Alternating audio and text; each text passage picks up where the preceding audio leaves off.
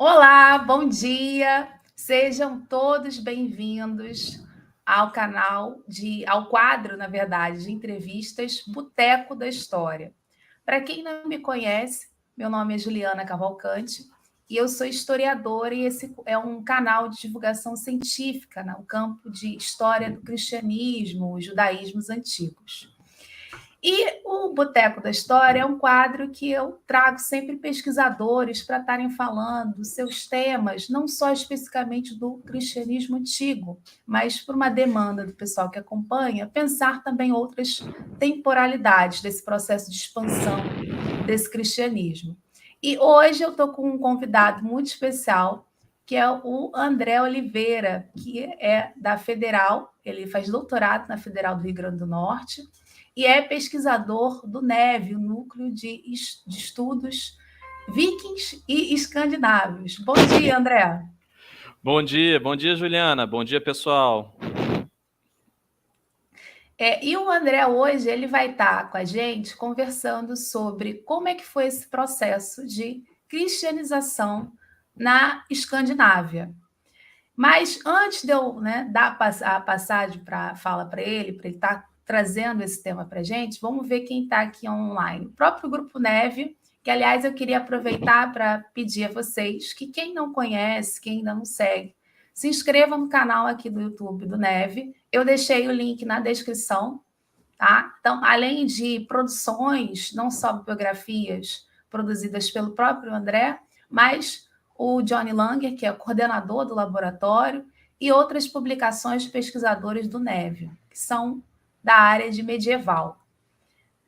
A Raquel, Samuel, Leandro, João, Vicente já estava aqui até ansioso, querendo saber se a gente até estamos. Aula hoje sim, Vicente. Sábado é dia de live aula. Enfim, aproveitando também para lembrar que quem não é inscrito aqui no canal, se inscreva, deixe um like, compartilhe, porque isso é importantíssimo para a continuidade aqui do trabalho.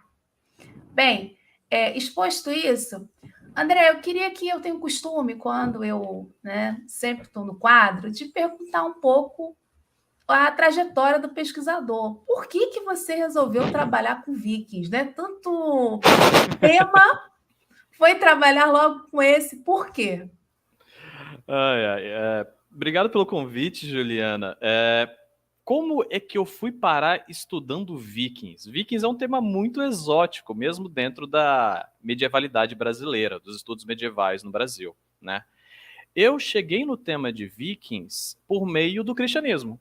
Eu comecei estudando durante a minha graduação em História, que eu fiz no Espírito Santo, heresia albigense, o catarismo, ou seja, o século XIII na França, o processo de perseguição à heresia, uma heresia francesa que existia na época. Daí, terminando a graduação, eu estava buscando novos ares, novas épocas, né? Foi aí que eu conheci o professor Johnny Langer, e ele foi extremamente simpático. Eu já tinha um interesse anterior e na graduação sobre o tema Vikings, até por assuntos de fora, quadrinhos, videogames, filmes, eu gostava muito do tema. E eu fiz uma transição, estudei o cristianismo dos Vikings. Daí, dentro dessa tentativa de transição de pesquisa, no mestrado eu acabei indo estudar a cristianização na Islândia, no Maranhão, em sobre orientação do professor Johnny. Depois eu troquei de orientador, fui o professor Bacega.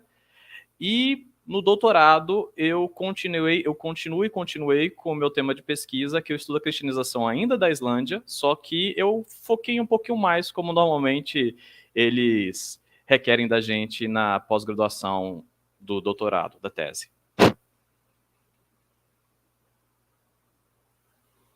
Perfeito.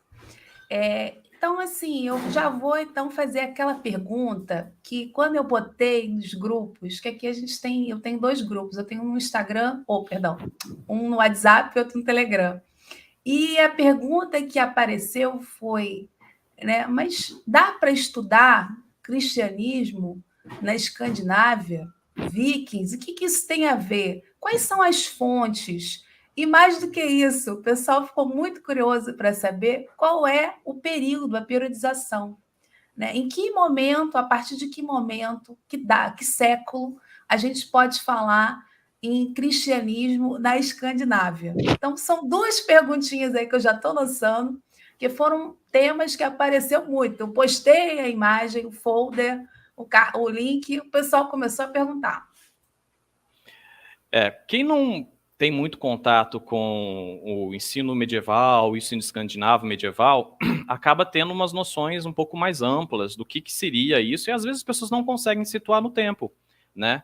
E às vezes as pessoas pensam, a Era Vikings. Daí tu vai pegar um manualzinho, o manualzinho vai dizer o seguinte, a Era Viking começou em 8 de junho de 793, quando os vikings invadiram o mosteiro de Lindisfarne, e 200 anos de trevas se assentaram sobre a Europa, encerrando o seu reinado de terror em 25 de setembro em 1066, com a derrota dos vikings na Batalha da Ponte de Stanford, eu acho que é ponte, desculpa.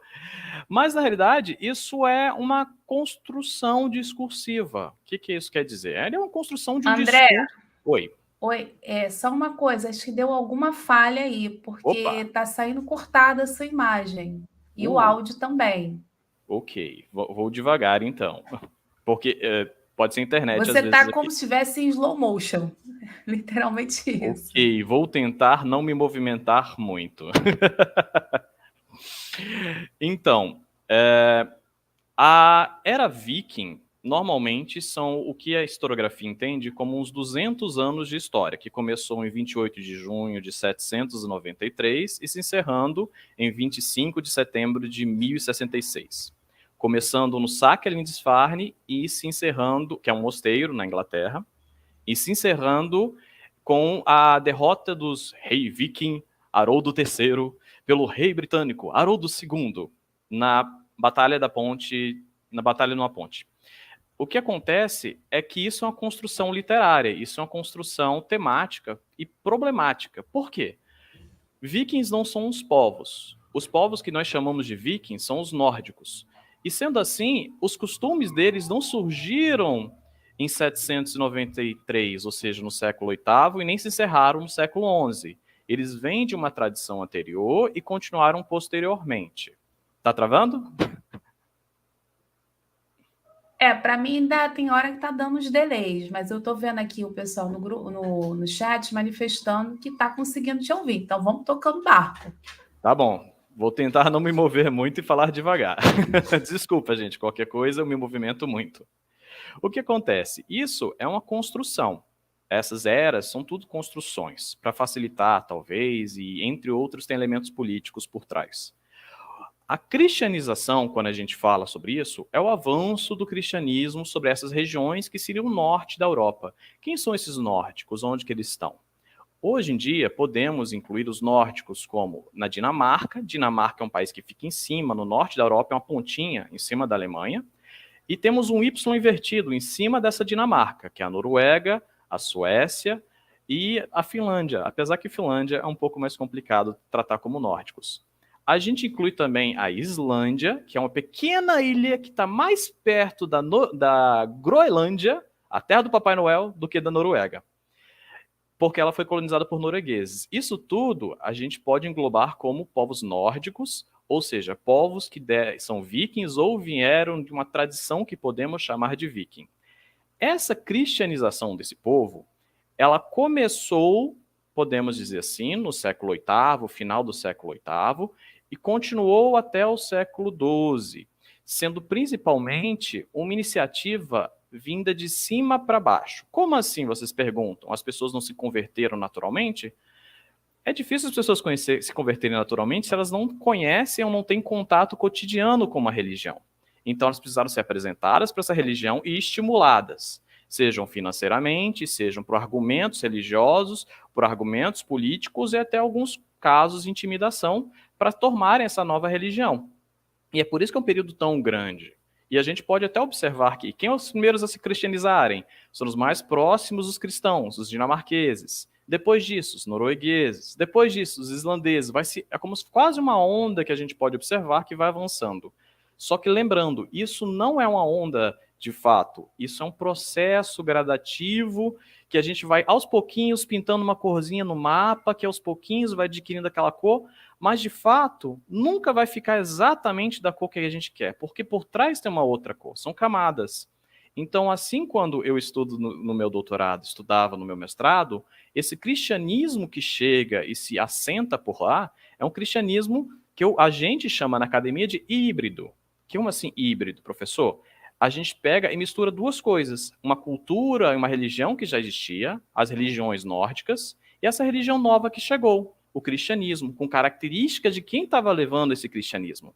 Aquilo que teve na Bíblia, que se viveu Jesus, passou muitos séculos, passou-se muitas culturas, muitos locais, passou-se os concílios do Vaticano, avançou-se sobre a tradição francesa, sobre a tradição germânica cristianizada, e assim chegou na Escandinávia. Então, assim que chegou o cristianismo na região norte da Europa. Resumindo.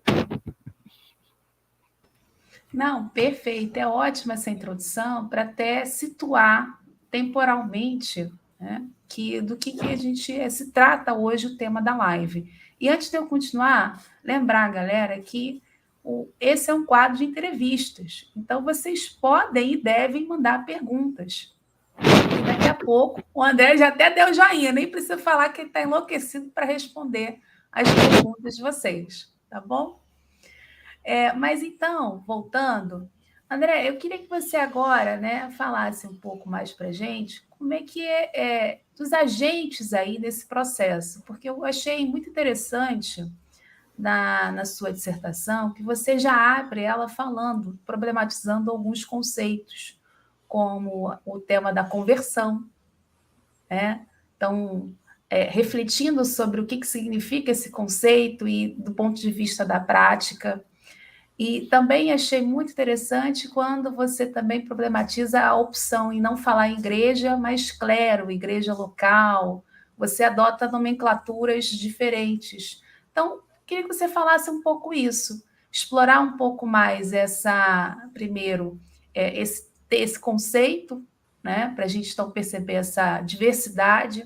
No fundo, de novo, sempre estamos falando de cristianismos, e um pouco quem é esse agente por trás, ou melhor, agentes, que são os bispos, que você fala muito bem, né, no papel desse processo aí de cristianização, mas também de uma perseguição, opressão, né, às religiões, aos grupos, né, pré-cristãos, quase sai aqui. Não, tá tudo bem, trava-língua mesmo. Então, quando a gente pensa nessa cristianização, é importante a gente não pensar, virou cristão, ponto. Tem mais coisa por trás, né? Então, dentro do ambiente acadêmico, nós tentamos não dizer que ocorreu uma cristianização, mais conversão, são duas palavras que talvez podem ter significados diferentes. Mas como assim, professor? Vocês me perguntam. A forma que eu mais posso explicar isso para vocês de forma mais tranquila é que uma coisa é você dizer eu sou cristão, que é um ato político. Eu sou cristão, estou me declarando como cristão. Mas outra coisa é você que nunca viu essa cultura, nunca viu essa religião, mudar de fato a forma com que você vive, a forma que você se relaciona com os outros e a forma com que você vê o sagrado, o religioso, a forma com que você se comunica com o que está além do nosso plano material. Isso é um processo longo, gradativo, assim como vocês podem ter lembrado no ensino médio que se aprendeu o que ocorreu no Brasil. Não é a primeira geração que vai ser de fato cristã. A primeira se declara. Daí talvez na segunda, talvez na terceira, ou talvez na primeira, né? Não podemos entrar na mente dos outros e definir se isso aconteceu ou não. É muito complicado entrar na cabeça dos outros. Então, quando a gente fala isso, a gente tem que estudar o processo de avanço dessa religião. Como ocorre esse processo de avanço? Ocorre por meio da intervenção daqueles que portam a palavra da religião, por meio de bispos, pregadores e até figuras de poder político, como reis e líderes locais. Na questão dos bispos, e pregadores é quase um movimento dependendo do local, que a Escandinávia é uma região bem grande, então depende, né, como fala. Focando na questão dessa pequena ilha, que é o meu tema de pesquisa, perto da Groenlândia, que talvez eu possa falar um pouco melhor, a Groenlândia primeiro mandaram uns pregadores, Fangbrand e outros, tem nomes estranhos, então vou tentar sempre que possível falar em português os nomes. Mandaram os pregadores, mandaram pessoas para tentar levar a palavra, na documentação falava a palavra de Cristo, para esses pagãos, essas pessoas que não são cristãs. Só que tinha muita resistência, porque eles não viam razão para se converter. Por que eu vou mudar a forma de me portar, de viver, só porque tem essa nova religião chegando? Então a Islândia acabou se cristianizando de fato, ou seja, o ato político de se tornar cristão, o ato de se tornar cristão, por meio de uma pressão política externa do rei norueguês, que já estava convertido, o rei Olavo. O rei Olavo fez pressão política, por meio até de violência, sequestrou uma caravana de islandeses, meio que obrigou eles. Só que já existia uma presença cristã na ilha. Não era, vou dizer, significativa, mas existia. Então, para ter acalmar os ânimos do pessoal, decidiu-se que vamos nos tornar cristãos, mas iremos manter alguns costumes, como, por exemplo, vamos continuar comendo carne de cavalo, que já tinha sido proibido pela igreja. Vamos continuar fazendo... Só seria punido o sacrifício aos deuses na esfera pública, na esfera privada não ia mudar. Daí você fala, cristão fazendo sacrifício para os deuses? Como eu expliquei, é um ato externo, não é um ato interno, uma mudança interna. E o ato da exposição de crianças, que é um costume para islandeses, crianças normal daquela época, crianças fracas, doentes, eram expostas ao clima, ao frio, e eram expostas para falecer, né? Então, depois desse ato político, aí que veio o papel dos bispos, em que eles instauraram dioceses, 2 dioceses na Islândia, uma de cada vez, uma ao sul em Skálholt, outra em Hólar, nomes estranhos, eu sei, pessoal. E esses bispos exerceram um papel que trazer o discurso cristão. Só que lembrando, como eu disse, existe não somente uma versão do cristianismo, são vários cristianismos. Cada local, cada discurso, nós temos uma interpretação diferente dos textos sagrados, dos apóstolos, dos seus porta-vozes. Então, temos uns papéis um pouco mais conservadores na interpretação da Bíblia, outros menos conservadores. Dentro do próprio cristianismo islandês, existe um diálogo e um discurso, um debate, digamos, relativamente acalorado, para decidir qual é o discurso cristão predominante. Sendo assim, a gente dificilmente pode falar existe o cristianismo. Existem os cristianismos. O cristianismo islandês do século XIII é exatamente a mesma coisa que o cristianismo brasileiro hoje em dia? Não. Então, quando a gente entra na área de estudos, pessoal, a gente acaba falando, eu estou falando do cristianismo islandês do século XIII. Eu estou falando do cristianismo do século V em Judá. Eu estou falando disso, você especifica aonde e quando. Isso é uma coisa muito importante dentro da história. E, nesse processo de cristianização, os bispos, eles não somente levaram a boa nova, levaram a palavra da Bíblia. Eles também fizeram isso por meio de coerção. Fizeram isso por meio de, e eu vou montar uma comunidade que é boa, que é sagrada. O que não é bom é sagrado, é profano, é externo.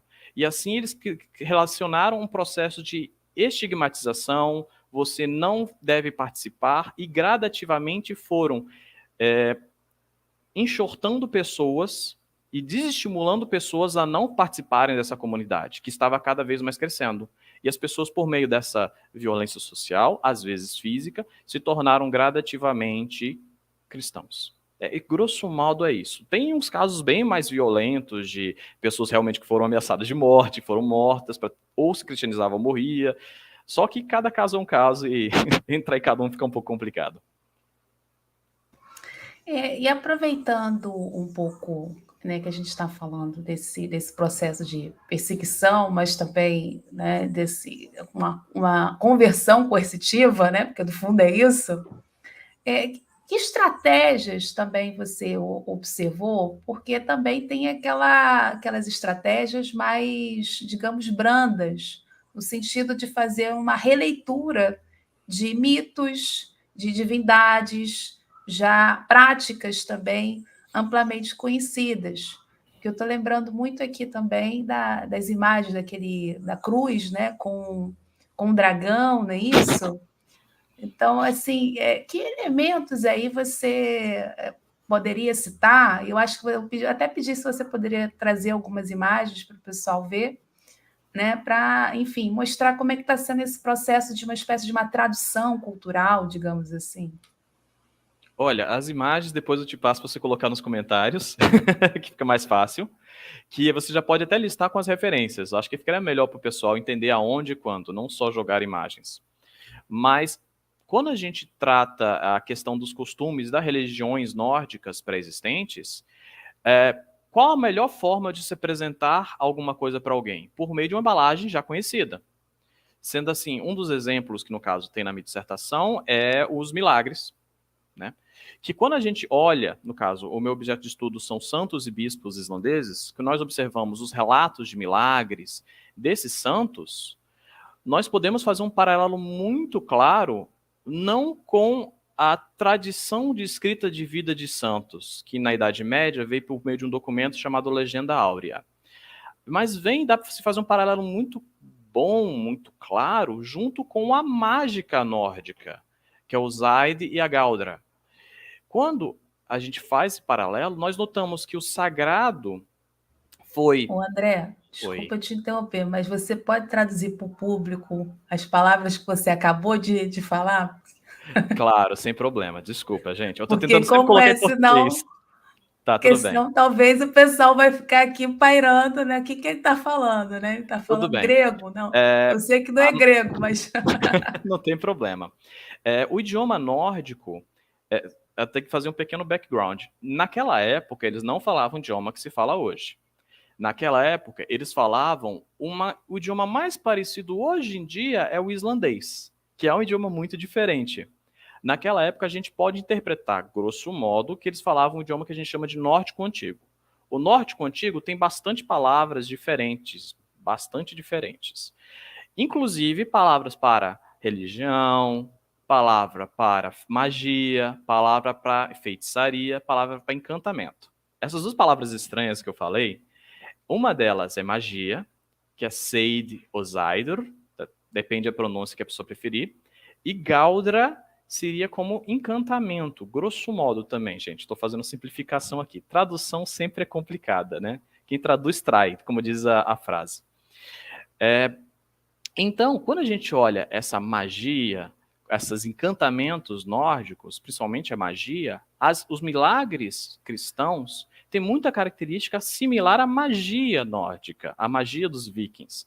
E não um paralelo com uma tradição que já existia quando se escrevia sobre santos e bispos numa comunidade já cristianizada, como na francesa, na italiana. Então, eles aproveitaram a embalagem que já conhecia, aquela embalagem bonitinha, religiosa, a forma que lidavam com os deuses, e botaram ela em um novo papel, um novo embrulho, digamos assim, para facilitar a ingestão. Existe no caso da minha dissertação não tem, mas vou trazer um elemento extra aqui.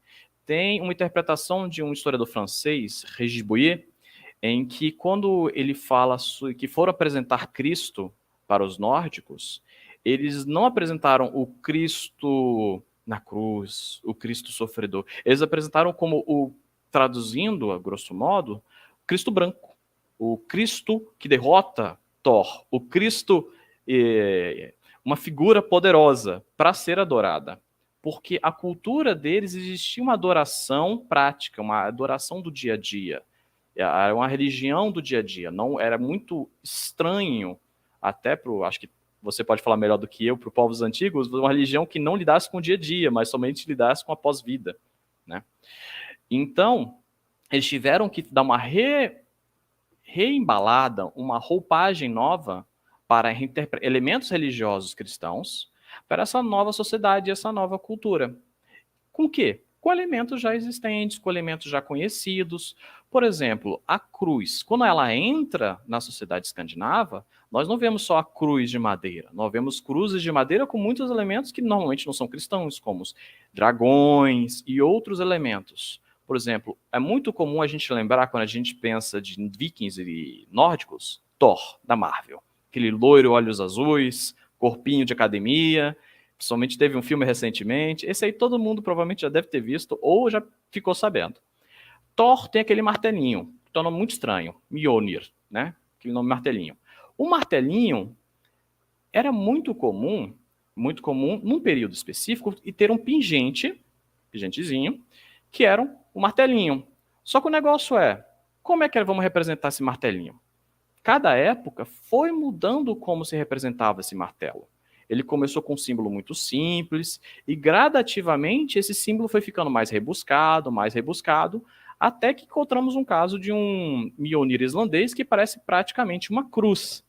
Se não fosse pelo contexto, a gente pensaria que seria uma cruz. E outra curiosidade interessante para aqui quem está nos ouvindo é que os martelinhos de Thor, os Mjolnir, eles se tornaram cada vez mais presentes com o contato do cristianismo. Ou seja, foi entrando os cristãos e eles foram apresentando aqueles crucifixos, os símbolos sagrados deles, e o número de achados de Mjolnir de diferentes modelos, diferentes estilos, coincide com o processo de cristianização e o avanço do cristianismo na região norte da Europa, na Escandinávia. Então, dá para fazer um paralelo disso.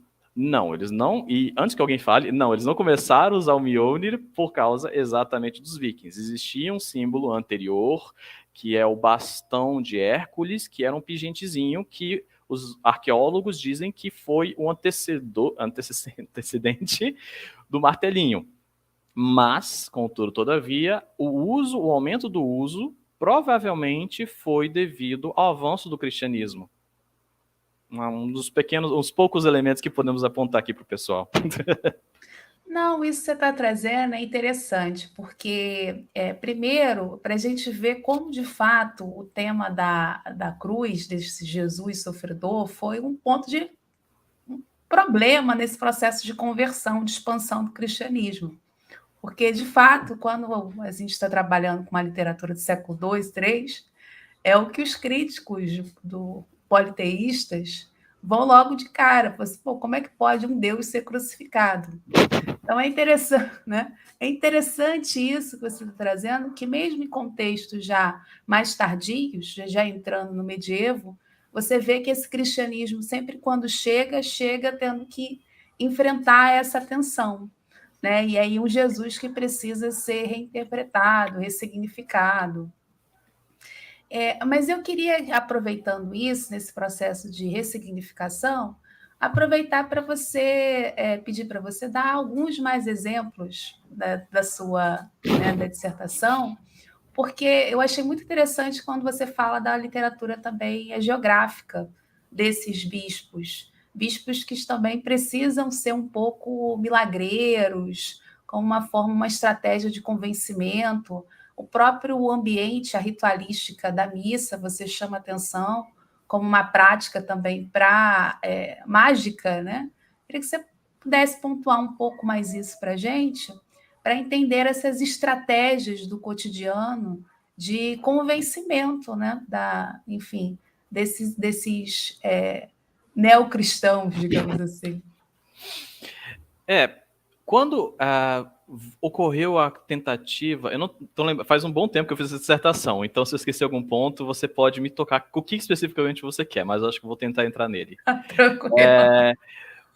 Quando estamos pensando na construção dessa comunidade sagrada, desse cristianismo islandês, no contexto do século XII, do século XI, que estamos tentando trazer a esse povo que já ouviu falar dessa religião, mas não é convertido, essa religião, é importante construir uma comunidade. Como é que a gente faz isso? Criando o hábito. Como é que se cria hábito? Criando um rito, criando um mito. Então, nós vamos fazer uma igreja. Onde vai ser a igreja? Um local em que as pessoas possam ir. Como é que mais você vai fazer? Vamos criar datas festivas, aproveitar talvez datas que já existam para fazer festividades, que existe o hábito. André, desculpa te interromper. Claro, Esses não, ambientes escolhidos. Não, é porque eu estou aqui tentando também para. Né? Os ambientes escolhidos para essas igrejas dialogam com áreas previamente já consideradas sagradas para a população local? Entendi. Entendi o gancho. Então, quando a gente vai pensar, onde vamos botar essa igreja? Depende de onde e quando. Sempre tem isso. Mas alguns lugares, principalmente como na questão da Dinamarca ou até alguns lugares na Noruega, era muito comum a gente observar, esse local a gente já vai para realizar um culto, já tinha um culto a esse monte, já existia um culto a esse rio, já existia um culto a essa cachoeira, aqui já existia um templo aos deuses. Então, o que acontece? Esse já era um local que você ia para adorar os deuses, já ia para adorar o divino. Então, o cristianismo, quando chegou nesses locais, ele pegava e vou me aproveitar um pouco da esfera sagrada, depende da época e do contexto. Alguns locais ele simplesmente se colocava em cima do sagrado, às vezes colocava próximo.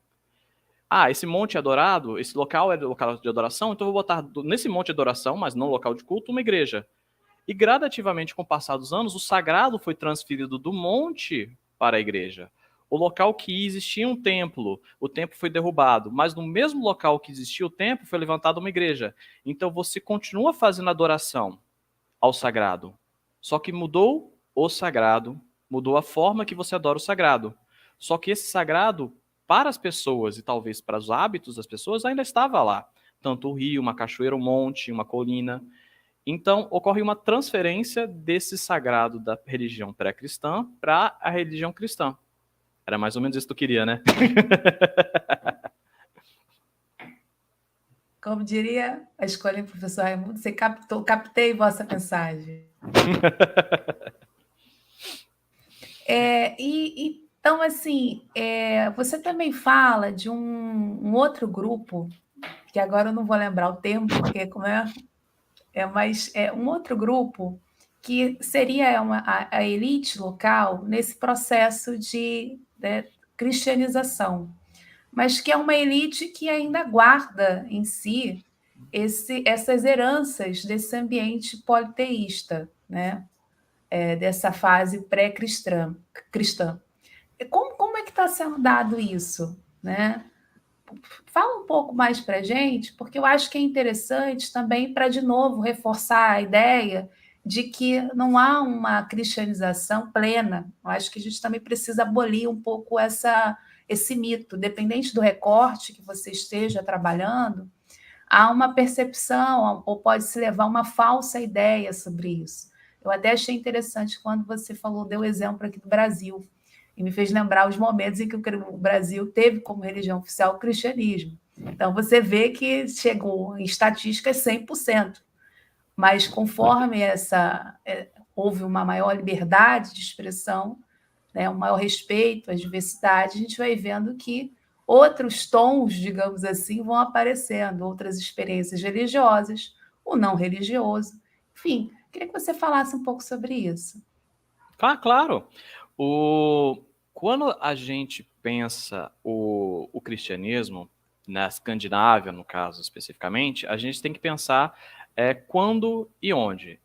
No caso do islandês, eu preciso primeiro falar um pouco sobre como é que era a política estranha dessa ilha. Porque quando a gente fala de Idade Média, as pessoas pensam que tem um reizinho, o reizinho está lá no castelinho dele e ele manda em todo mundo que está ao redor do seu castelinho.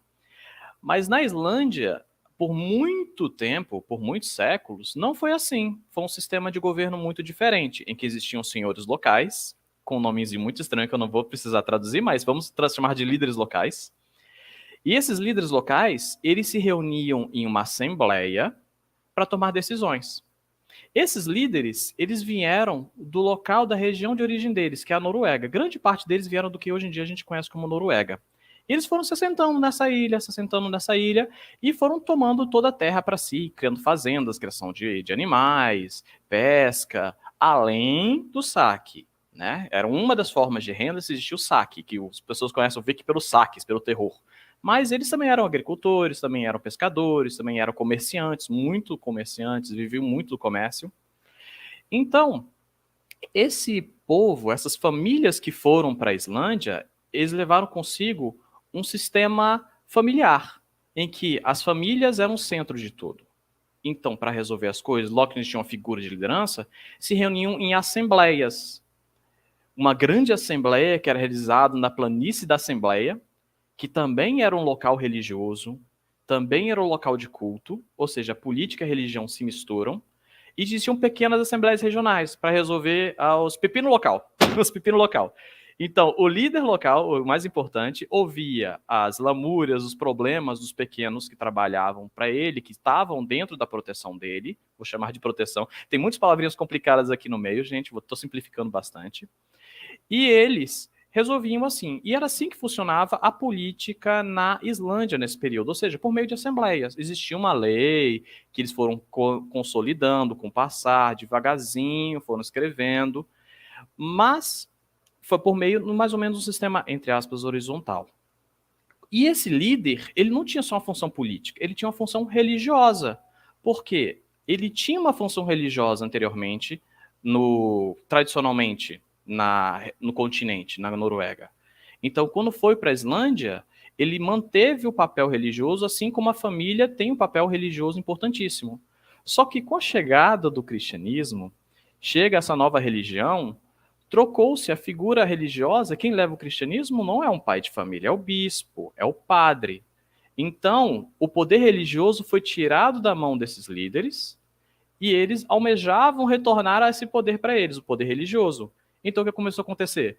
Esses líderes locais começaram a se tornar bispos, começaram a se vincular, fazer filhos se tornarem padres. Era de interesse deles que os filhos deles se tornassem religiosos, principalmente porque existia uma outra questão, não só poder político e religioso, mas o poder financeiro.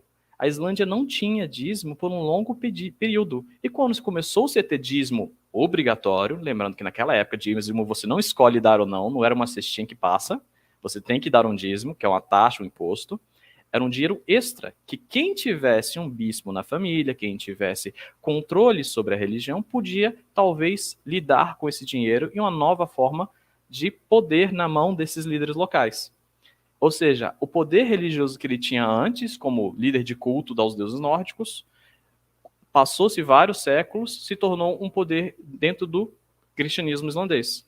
Só que isso é uma das várias formas. Se a gente observa o caso norueguês, eles têm um rei, eles têm uma figura real central. Dinamarca também possui uma figura real central. E essa centralização do poder é da mesma forma. Não, como grosso modo, é mais ou menos dessa forma, em que o rei buscou a religião, talvez inicialmente, talvez sim, talvez não podemos entrar na cabeça das pessoas e saber, mas eles se cristianizaram e com isso adquiriram um poder religioso e um poder de barganha muito grande com aqueles já cristãos no continente. Porque, eu não vou fazer trocas comerciais com você. Por quê? Você não é cristão. Ele falou, peraí, eu tenho que virar cristão para fazer comércio com você? Tenho. Tá bom, sou cristão. Agora, se isso aconteceu de fato internamente, a gente não tem como saber. E é por isso que no âmbito acadêmico a gente fala que existe a cristianização e a conversão. Existe processo externo e interno. O interno a gente lota culturalmente e gradativamente por meio de uma análise da cultura, e nunca é 100%. Como a professora Juliana já falou, é um processo gradativo, é um processo que permuta a sociedade e nunca será pleno. Assim como quando você tem uma tinta por trás, você joga uma nova camada de tinta por cima, sempre vai transpassar um pouco das camadas pré-existentes. Para quem entende de pintura, dando uma pincelada. Não, foi ótimo. Eu acabei te cortando quando falei sobre a questão para você pedir para falar sobre os lugares de culto, mas você entrou no tema do calendário. Isso me fez lembrar a vinda aqui do Pedro Duarte, Paulo Duarte, eu confundindo, do PEN, que ele também fala sobre essa questão dos calendários. E eu queria te ouvir um pouco sobre isso, né, na relação, né, mais específica da Islândia que você trabalhou. Você comenta que há uma substituição dos dias, os dias estão ligados às divindades e isso simplesmente é apagado, né? Mas como é que dá esse processo de apagamento? Né? Você fala muito de uma tensão entre Jesus e Thor, a tal ponto de ter aí uma cruz, meio um martelo, uma mistura, né? Mas e essas outras divindades? Como é que está sendo esse processo de apagamento via calendário? Esse apagamento a gente percebe mais claramente pelo calendário? Enfim, comenta um pouco, que eu fiquei curiosa quando eu li esse tópico. Claro, claro. Um dos elementos mais, na minha opinião, interessantes dentro da sociedade islandesa medieval é que, diferente que nós podemos observar para quem tem a oportunidade de falar mais de um idioma, além do português, é que os dias da semana, que nós somos uma feira, né? Nós temos a segunda-feira, a terça-feira, a quarta-feira, e temos o sábado e o domingo, né? O sabático e o domingo, Domini. Agora, se tu vai para outros idiomas, a origem dos dias das semanas deles não é similar à nossa. É dia lunes, martes, miércoles, dia de Marte, né? Se tu vai em inglês, é dia de Wednesday, dia de Wotan, dia de Tia, Thursday, Friday, de Freyr. Só que a gente olha assim, os islandeses, eles tiveram um bispo que pensou nisso. Ele falou, devemos mudar até os dias da semana, porque não podemos continuar fazendo o dia de Odin. Nós não somos mais adoradores. Então, com o poder político que o bispo teve, ele mudou os dias das semanas deles e se tornou, assim como no Brasil em português, os islandeses hoje em dia têm dias das semanas não vinculados a nomes de deuses. Eles tiveram esse trabalho, essa preocupação de mudar, de retirar elementos que, na opinião do bispo, eram contaminantes, aspas, gente, contaminantes na sociedade, porque para eles não era bem visto. Devemos tirar essa sujeira da sociedade para purificar um cristianismo. Então, aí é uma tentativa de estigmatização, de expurgar, desculpa, gente, eliminar os elementos que não são bem quistos por essa liderança que agora estava se tornando cristã. E assim, com o poder do bispo, ele fez essa mudança. Outro elemento que podemos notar, não só no medieval, como hoje em dia, é que a Islândia, falando bastante da Islândia, gente, porque é a ilha que eu estudo, infelizmente, eu posso falar, tirar dúvida de vocês depois no final sobre mais coisas. Se a gente observar hoje em dia a população islandesa, grande parte deles ainda acredita numa coisa chamada povo escondido. O que é o povo escondido? Se você observa assim, o que é o povo escondido? O povo escondido é o que antigamente a gente poderia chamar de elfos. É um povo que mora nas pedras. Por quê? Porque o culto aos deuses, principalmente do Odin, Thor, Freyr, é um culto mais intelectual, mais nobre, de reis. O culto do cotidiano da população é um culto do dia a dia. Você faz uma oferenda para as entidades da água, para os elfos, para o pessoal que te ajuda no dia a dia. Os deuses, o rei dos deuses, não vai conversar muito com você. O rei dos deuses conversa muito com os nobres. Então, os nobres buscam imagem divina vinculada a eles, enquanto a população busca imagem divina vinculada a eles. Enquanto o discurso se converteu, eles se declaram cristãos, alguns elementos perduraram. Como, por exemplo, eu não tenho certeza se na dissertação trabalhei com o Galdrabuk. É um livro de feitiçaria, bruxaria, grimório de magia, que não é medieval, é moderno. Só que nesse livro de magia, é muito curioso, porque ele possui tanto comentários sobre São Miguel, Jesus, o diabo, Thor, Odin, espíritos, e tem mais elementos maravilhosos, como, por exemplo, como impedir que alguém roube a sua manteiga. Ou como impedir que alguém te jogue um mal olhado. Nesse livro de feitiçaria, que é uma grande mistura de elementos das religiões nórdicas, da cultura nórdica, quanto os elementos da religião cristã, da cultura cristã que chegou na Islândia. É assim por cima, né? Não, isso é fascinante, porque eu também, de novo aqui, lembro dos chamados papiros mágicos gregos, né? Que a gente também tem isso, na mesma, ele está fazendo encantamento, e o que eu estou falando aqui agora, o André, não é nada contra você, não, mas, por exemplo, para o cabelo crescer, a pessoa é careca. Aí você cita na mesma linha Jesus, né? Você fala em Maria, você fala, daqui a pouco você está falando em Tof, um deus egípcio, né? Deuses sírios, você está citando todo mundo numa linha, está recorrendo a todo mundo, uma certa democracia, digamos assim, divina. Então você vê como é que é. É um negócio um pouco diferente. Então a gente vê como que, de fato, não dá para a gente falar em cristianização sem pensar essa brecha, digamos assim, de interações, de sobrevivências, ainda mais quando a gente está falando do ponto de vista da prática, do ponto de vista do cotidiano. Isso eu acho fascinante assim aqui no nosso bate-papo, que vai para a galera ir pescando e percebendo, então, que, de fato, a gente está sempre falando numa pluralidade. A gente sempre está pensando também num outro aspecto. Magia e religião não podem ver como algo setorizados, ou algo é melhor do que o outro. Mas há uma. Né, elas coexistem. No fundo, é um pouco isso. É bem isso Mas, mesmo que quando. Desculpa te interromper. É bem isso mesmo que eu não, trabalho na mas minha é isso que eu te dissertação. falo agora. Exatamente o que eu trabalho na dissertação. Acho que foi esse ponto que eu queria que eu tocasse. Desculpa te interromper. Que quando a gente olha um rito mágico, nós temos que entoar palavras, realizar um gesto e pedir intervenção. Uma oração é palavras sagradas, a oração, em que você faz um gesto, deita, se bruça, roda o terço, para pedir intervenção. Então, o paralelo da mágica para o milagre, da oração para o pedido de oferenda, são muito similares. Então, a magia é o milagre é a mágica cristã. Desculpa interromper, perdão. Não, mas é isso que eu ia até comentar. A gente está em sintonia aqui. Olha, a gente está chegando para quase 45, já 50 minutos. Eu vou abrir aqui para as perguntas, né? Então, galera, reforçando, esse é o momento de vocês mandarem perguntas, que o André está aqui querendo, né, doido para responder para vocês. Olha, primeiro que eu fiquei muito feliz, eu queria ler aqui, ó, que é uma fala de um professor, um colega nosso, lá da Federal, do Instituto Federal do Sul de Minas. Aí estava elogiando aqui o canal, as entrevistas, né? Fiquei muito feliz. Aproveito aí para lembrar vocês também para seguirem o canal do Neve. Quem não segue o canal do Neve, se inscreva. Eles estão aqui no YouTube.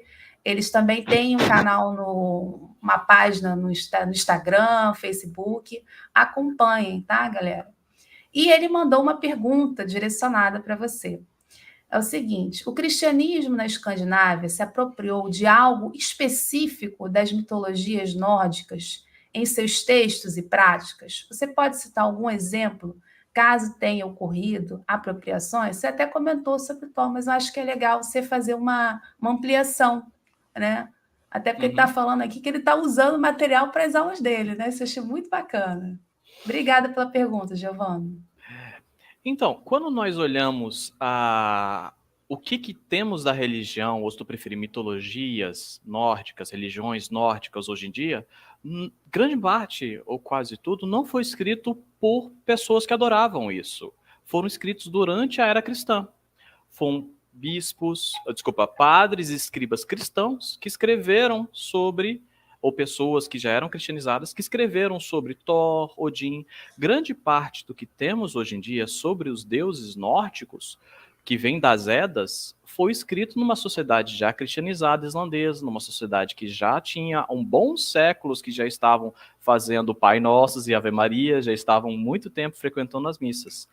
Então, os textos, quando olhamos os textos nórdicos, no caso, como pesquisador, a gente já tem que ter essa preocupação que existe um filtro cristão. Existe, por exemplo, reflexões se aquele famoso Ragnarok, tanto o jogo, quanto o filme, quanto o quadrinho, Ragnarok pode ser várias coisas. É que Ragnarok é um meme maravilhoso para até bandas de metal. Ragnarok, a gente tem que se perguntar se esse Ragnarok, realmente, a sociedade escandinava acreditava em fim de tempos, porque o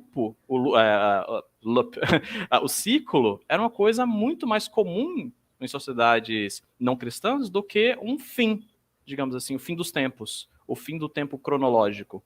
Então se questiona do tipo, será que esse Ragnarok, essa interpretação já é uma visão cristianizada? Aí sim entra num grande debate acadêmico que convida todo mundo a entrar na história e pesquisar sobre, mas... como eu já falei vários outros exemplos antes, mas quando a gente olha para a mitologia nórdica, a gente já olha uma coisa que foi filtrado, que se a gente pega o professor Johnny Langer, ele tem um artigo maravilhoso em que ele estuda, 3 artigos maravilhosos, em que ele estuda sobre a criação do mito do dragão na Escandinávia, o dragão viking, né?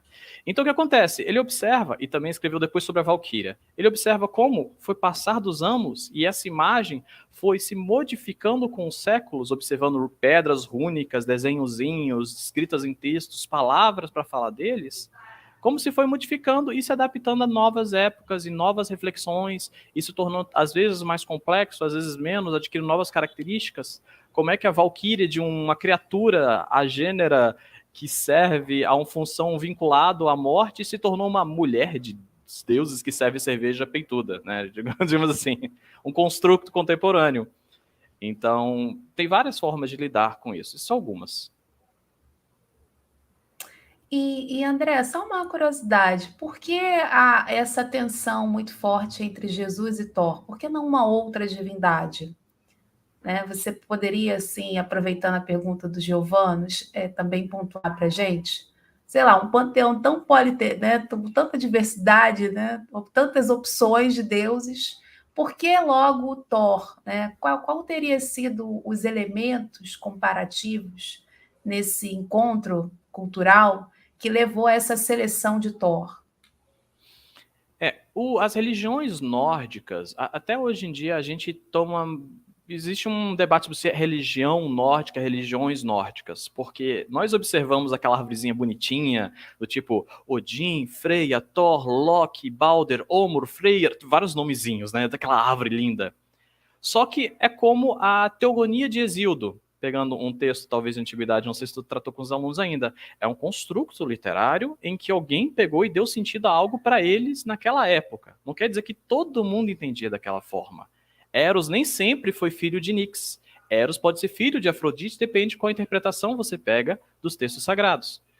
A mesma coisa acontece com as religiões nórdicas. Cada local existe uma forma diferente. Alguns, o culto do Thor era muito forte.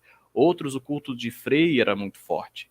Agora, especificamente, por que o Thor foi contraposto com o Odin, ou com o Jesus na interpretação do Regis de Boyer, eu vou te ficar te devendo. Que não entra na minha alçada teórica de debates e estudos, mas é uma boa reflexão. Vou aproveitar e dar uma lida nisso, quem sabe virar um artigo. Aproveitar e anotar aqui. Não. Opa, então já você vai Obrigado. produzir esse artigo e você já volta aqui para o canal. O que vocês acham, pessoal? Vamos trazer o André aqui de novo para poder contar para a gente sobre isso? Que, aliás, ó, tem gente aqui elogiando, ó, falando, ó, o Vicente está dizendo, aula simplesmente sensacional. Até meu filho Davi, de 11 anos, que adora a história dos povos vikings, está gostando muito da live. Olha que bacana. Então, vamos para a próxima pergunta? Claro. Aqui, ó, do Tiago. O Tiago está perguntando o seguinte: a resistência de grupos à cristianização é atestada até onde? Então, até que ponto a documentação, a literatura pode estar falando sobre essas tensões, né, entre cristãos e não cristãos, digamos assim? Claro. Então, Tiago, quando a gente olha a história da Escandinávia medieval, a gente observa ela por meio tanto da arqueologia quanto da documentação escrita. As documentações escritas para pensar essa sociedade tem várias. Só que uma das mais conhecidas são as sagas. O que é uma saga? Saga é literalmente coisa que era passada oralmente e depois foi escrita muito tempo depois. E aí a gente divide vários tipos de sagas aqui, tem incontáveis, tem centenas de sagas. Dentro dessas sagas e dessas histórias, tanto sobre reis, sobre famílias, sobre contos, sobre mitos, transposições culturais e transcrições de outros contos de outras épocas, existem relatos escritos dos povos de guerra, de lutas, de bispos enfrentando pessoas, crônicas reais com papéis oficiais para a canonização de algumas pessoas que relatam a violência cristã e a resistência. Então, existe, digamos assim, uma documentação até que farta para lidar com isso. A questão é qual época você vai, para onde você vai, é o tipo de documentação que você busca. Infelizmente, a documentação não está fácil acesso, ou seja, não está português. Quem tem a capacidade, quem tem a oportunidade de ler inglês, pode entrar em contato com a documentação traduzida para o inglês, que é muito fácil de achar. Tu procura uma saga e existem incontáveis. A editora Pinguim, dos americanos, traduziu todas. Algumas com melhor qualidade, outras com pior, mas quase todas foram traduzidas para o inglês e servem para quem tiver curiosidade ou quem quiser começar a pensar em pesquisar e ir atrás. Inclusive, as histórias sobre os deuses nórdicos também foi traduzida, as Edas em prosa e a Eda poética, que são esses dois documentos que a gente utiliza como referência escrita, uma das principais, para entender as religiões e as crenças nórdicas nos deuses, inclusive esses mitos que a gente vê nos quadrinhos e tudo mais. Perfeito. Então, deixa eu ver aqui.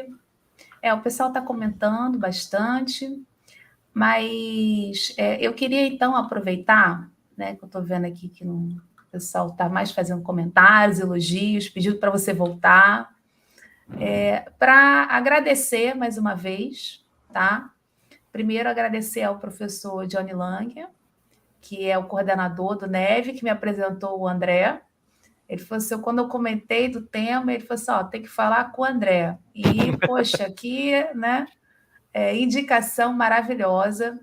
O André, assim, muita gente boa, já trocamos altos papos. Reforçar aqui, então, o meu agradecimento, né, a você, ao Johnny e a toda a equipe, né, do Neve. Reforçar também o convite à galera para se inscrever no canal do Neve. E lembrar que a bibliografia, galera, tem uma bibliografia na descrição, junto com o link para vocês seguirem o Neve aqui no YouTube. Vamos fortalecer, né, canais de história que fazem divulgação científica. E tem o link da dissertação do André e de outras produções que são feitas por pesquisadores do Neve. No mais, eu só queria reforçar, quem não está inscrito também aqui no canal, se inscreva, compartilhem, né, essa live aqui com o pessoal e deixem um like. E, André, agora eu passo as palavras para você fazer suas considerações finais. Né? Fique à vontade, os microfones são todos seus. Juliana, primeiro de tudo, gostaria de agradecer muito a oportunidade de vir aqui conversar contigo e com seus seguidores, né? Que é ótimo sempre a gente poder ter essa dinâmica, bate-papo e compartilhar conhecimento com quanto mais gente, melhor. Eu fico muito agradecido pela oportunidade e em nome do Neve, agradecemos o convite de vir falar aqui. Quem estiver mais interessado especificamente no tema de vikings e escandinávias, nós temos no nosso canal vários vídeos sobre isso. Nós também temos algumas publicações para quem tem interesse acadêmico e não acadêmico, como os nossos dicionários publicados pela editora Edra, que são relativamente volumosos, assim, que vocês vão encontrar a minha produção, assim como de outros professores dentro do grupo de estudos, assim como fora do grupo de estudos, sobre vikings escandinavos. Eu vou passar o link depois para a professora, se ela quiser compartilhar com vocês, botar no comentário. E obrigado a todo mundo que fez uma pergunta. Obrigado a todo mundo que fez uma pergunta, interagiu. E lembra de sempre curtir o canal e comentários ajudam, tá, gente? Se inscreva. Eu vou aproveitar aqui, porque o Antônio me pediu várias vezes para mandar um abraço. Mandar um abraço aí para o Antônio e todo o pessoal aí que está nos acompanhando. Olha, apareceu uma outra aqui, a Larissa, que também está cursando História, e ela disse que também está começando a pesquisar esse tema, então está agradecendo pelo tema. Enfim, galera, era isso. E só lembrando, semana que vem nós temos, na segunda, uma entrevista com o professor Pedro Paulo Funari, falando sobre as religiões que o mundo esqueceu. Então, esse ambiente aí formativo do cristianismo antigo. E também eu vou começar uma maratona de lives para aquecimento do curso de aperfeiçoamento sobre história do cristianismo. É um curso de 1 ano que eu vou dar fazendo online, vai ter a participação de alguns colegas. Então, entrem aqui também na descrição o link para vocês estarem sabendo mais informações e garantir a vaga de vocês no curso. Tá bem, então? Então, um bom sábado para vocês e até a próxima!